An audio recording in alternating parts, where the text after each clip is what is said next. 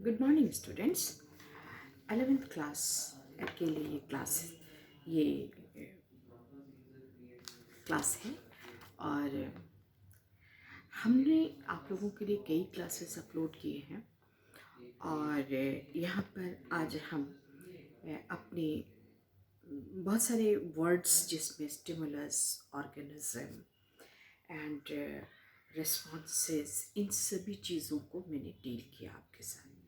ये शब्द इन्वायरमेंट वहाँ पर, तो ये ऐसे शब्द हैं जो मनोविज्ञान के छात्र छात्राओं के लिए बहुत ही अति आवश्यक हैं और जब तक आप मनोविज्ञान के साथ हैं, आप पढ़ रहे हैं, इन शब्दों का प्रयोग बार बार होगा।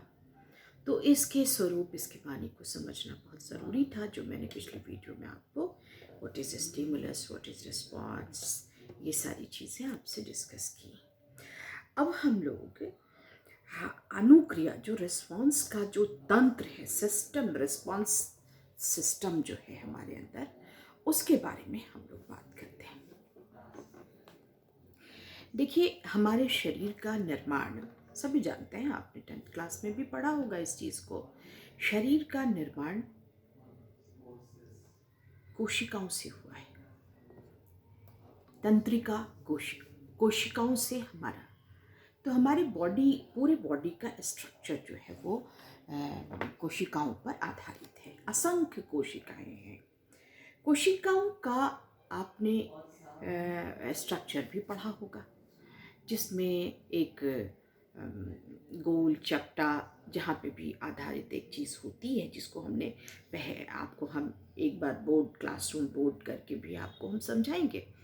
तो उसमें, उसके अंदर एक तरह का लिक्विड भरा रहता है जिसको साइटोप्लाज्म कहते हैं, और उसमें एक केंद्रक होता है। केंद्रक को हम लोग केंद्रक, जिसको न्यूक्लियस कहा जाता है, आप याद करेंगे, आपको 10th में भी आपने पढ़ा है ये स्ट्रक्चर ऑफ सेल।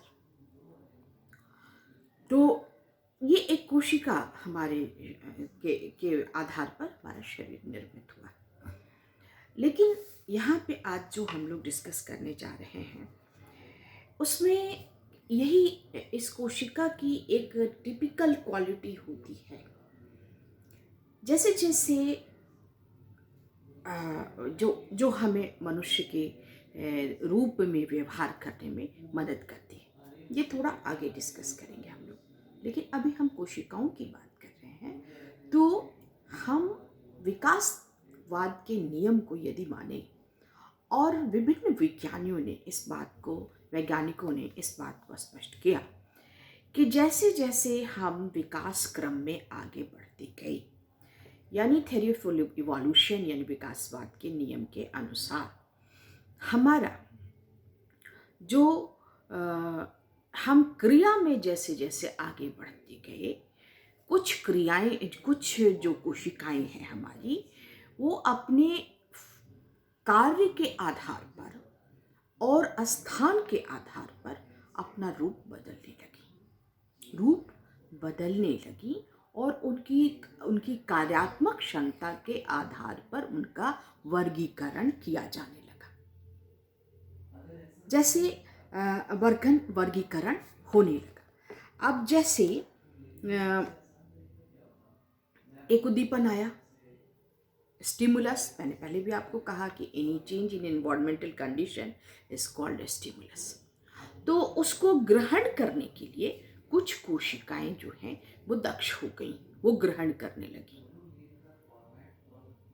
तो उनसे रिसेप्टर सेल्स बना। एक ग्रुप ऑफ सेल जो है वो ग्राहक कोशिकाओं में परिवर्तित हो गया, वो दक्ष हो गया उस कार्य में। जब कभी कोई उद्दीपन आया तो उसको दिखाने के लिए, उसको रिसीव करने के लिए, यानी जैसे एक जो हम आपको आगे उदाहरण से समझाएंगे इस चीज़ को, और उस उद्दीपन को जो ऑर्गेनिज्म है उसका एडजस्टमेंट बनाने के लिए उसमें कंडक्टर कोशिकाएं जो हैं, उनका कंडक्टर कोशिकाओं का, यानी संवाहक कोशिकाओं का निर्माण हो गया।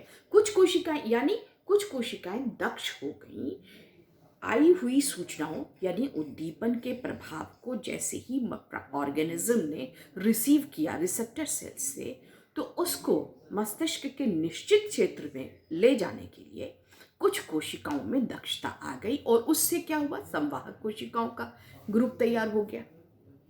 हमने दो टाइप आपको बताया, पहला रिसेप्टर सेल ग्राहक कोशिका और दूसरा संवाहक कोशिका। यानी किसी भी इंफॉर्मेशन को एक खास जगह, मस्तिष्क में हर चीज के लिए एक निश्चित कोशिका, एक निश्चित क्षेत्र, ये सारी चीजें प्रकृति की ओर से हैं। स्टडी के लिए और अध्ययन की सुविधा के लिए इनको डिफरेंट टाइप्स में उनके डिफरेंट एरियाज में बांटा गया है। तो कंडक्टर कोशिकाएं हो गई, यानी कुछ कोशिकाएं संवाहक हो गई, पहली कुछ ग्राहक हो गई, कुछ संवाहक हो गई, और उसके बाद काम को करना यानी किसी क्रिया को क्रियान्वित करने के लिए कुछ कोशिकाएं दक्ष हो गई और वो कोशिकाएं हुई effector cells. It means there is 3 types of cells. First receptor cell, second conductor cell and third effector cell.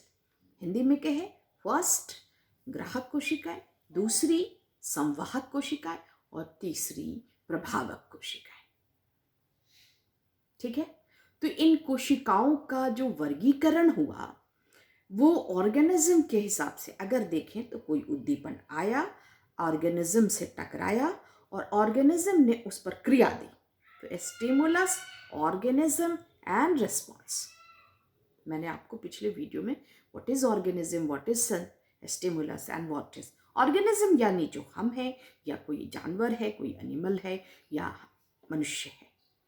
तो इन कोशिकाओं में विकासवाद का नियम रक्त की जो केमिस्ट्री है, जो रासायनिक तत्व हैं और कोशिकाओं की बनावट के आधार पर मनुष्य और जानवरों को एक स्केल पर उनके अस्तित्व को एक स्केल पर सजाया।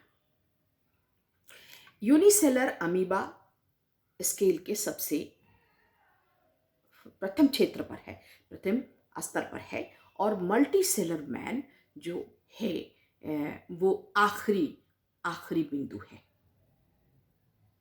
ये डार्विन का नियम था और इस पर हम लोग बाद में चर्चा करेंगे। तो ये कि blood chemistry and cell structure के आधार पर किया गया। इसीलिए हम लोग यहाँ पर सिर्फ ह्यूमन बीइंग नहीं रखते हैं, बल्कि हम ऑर्गेनिज्म रखते हैं, क्योंकि हमारे बहुत सारे एक्सपेरिमेंट्स मनोविज्ञान में ऐसे हुए हैं जो जानवरों पे किए गए हैं और उनसे प्राप्त निष्कर्षों को मनुष्यों पर सामान्यकरण या जनरलाइजेशन किया गया है। तो यहाँ उद्दीपन, ऑर्गेनिज्म एंड रिस्पॉन्स, तो किस तरह से कैसे कोई ऑर्गेनिज्म रिसीव करता है किसी भी परिवर्तन को, उद्दीपन को, तो पहला रिसेप्टर सेल ग्राहक कोशिका, दूसरा कंडक्टर सेल जो ले जाता है मस्तिष्क के निश्चित क्षेत्र में, क्योंकि ऑर्गेनिज्म के सारी क्रियाओं का संचालन मस्तिष्क से होता है। और तीसरा है इफेक्टर, मस्तिष्क से जो आदेश मिलते हैं उसको उनको क्रिया में परिवर्तित और परिणत करने के लिए हमको मिलना पड़ता है इफेक्टर सेल्स का। तो थ्री टाइप्स ऑफ सेल्स हो गई। ये जो है आपको मैंने यहाँ पर इस चीज को स्पष्ट कर दिया। और इसी में इन्हीं कोशिकाओं के बीच एक कोशिका ऐसी भी डेवलप की जो टिपिकल सेल से, जो एक सामान्य कोशिकाओं से थोड़ा अलग हुई, और उसको हम लोग न्यूरॉन कहते हैं। न्यूरॉन हिंदी में भी न्यूरॉन लिखा जाता है, इंग्लिश में भी न्यूरॉन लिखा जाता है, लेकिन हिंदी इसकी है तंत्रिका कोशिका। ये थोड़ा सा आपने जनरल सेल का स्ट्रक्चर देखा होगा, एक गोलाकार है, उसके अंदर गोलाकार आकृति होती है या चपटी या थोड़ी टेढ़ी, बहुत एक्यूरेट साइज नहीं, अकॉर्डिंग टू द कहाँ पर है वो कोशिका शरीर में, उस हिसाब से वो उसका स्ट्रक्चर क्लियर हो जाता है। लेकिन ये कोशिका जिसके न्यूरॉन हम कह रहे हैं, ये थोड़ी अलग होती है।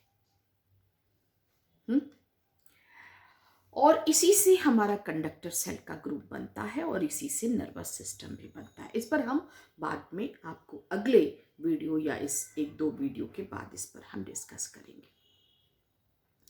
तो कोशिका के अंदर एक मेम्ब्रेन होता है। मेम्ब्रेन होता है यानी कोशिका का जो चारों तरफ का हिस्सा है वो दोहरा होता है और उसमें छिद्र होता है। अंदर में पदार्थ भरा रहता है जिसको साइटोप्लाज्म कहते हैं, और उसमें एक न्यूक्लियस होता है जिसको केंद्रक कहते हैं। उसके अंदर क्रोमोसोम्स होते हैं जो 23 जोड़े होते हैं, जिसमें 22 जोड़े बिल्कुल सेम होते हैं और एक जोड़ा अलग होता है। वही निश्चित करता है कि मेल एंड फीमेल या ही और शी डिटरमिन होता है किसी भी बच्चे का। ये सेल है हमारा, ये सेल का स्ट्रक्चर है। जब कोई यहाँ पर सुनने वाली और सीखने वाली बात यह है कि जब कोई उद्दीपन रिसेप्टर सेल से टकराता है या उसके कांटेक्ट में आता है तो कोशिकाओं का छिद्र खुल जाता है। वो बारीक चलनी जैसा छिद्र है वो खुल जाता है और उन सूचनाओं को वो कोशिका अपने अंदर लेने लगती है। इस क्रिया में जो अंदर का केमिकल है कोशिका के, जिसको वो साइटोप्लाज्म कहते हैं, वो बाहर की तरफ आने लगता है और बाहर का केमिकल जो अंदर की तरफ आने लगता है और उसी से एक शक्ति का निर्माण होता है। इस शक्ति को हम नर्व इम्पल्स कहते हैं और यही नर्व इम्पल्स कोशिका तंत्रिका यानी न्यूरॉन के माध्यम से एक के बाद दूसरे को उत्तेजित करती हुई मस्तिष्क के निश्चित क्षेत्र तक पहुंच जाती है। अगले वीडियो में हम इसको और विस्तार से समझाएंगे। इस पर आपके जो भी क्वेश्चंस बने उनको आप जमा करके रखिए ताकि आप हमको और व्हाट्सएप ग्रुप में इसको डालिए कि कौन सा प्रश्न आपकी समझ में नहीं आ रहा है तो मैं उसको समझाऊंगी। 11th स्टूडेंट्स, साइकोलॉजी आपके लिए बिल्कुल नया है, लेकिन मैं जानती हूँ कि ये बहुत ही इंटरेस्टिंग सब्जेक्ट है और आपका मन, क्योंकि ये आपको ही आपके बारे में बताएगा, कैसे आपका शरीर काम करता है, कैसे आपका मस्तिष्क काम करता है, कैसे आप क्रियाएं कर लेती हैं और आपको लगता है बस यूं ही हो गया और इसमें कोई प्रोसेस नहीं है, कोई विधि नहीं है। ऐसा नहीं है। हर एक क्रिया के पीछे कोई निश्चित विधि प्रविधि काम करती है और उसके आधार पर ही हम अपने समायोजनात्मक, अभियोजनात्मक यानी अडैप्टिव बिहेवियर्स को संपूर्ण का संपादन करते हैं और बदलती हुई परिस्थिति के साथ अपना अभियोजन बनाते हैं। So bye in this video students, listen the video, बहुत ध्यान से सुनिए और उसके बाद प्रश्नों का निर्माण कीजिए।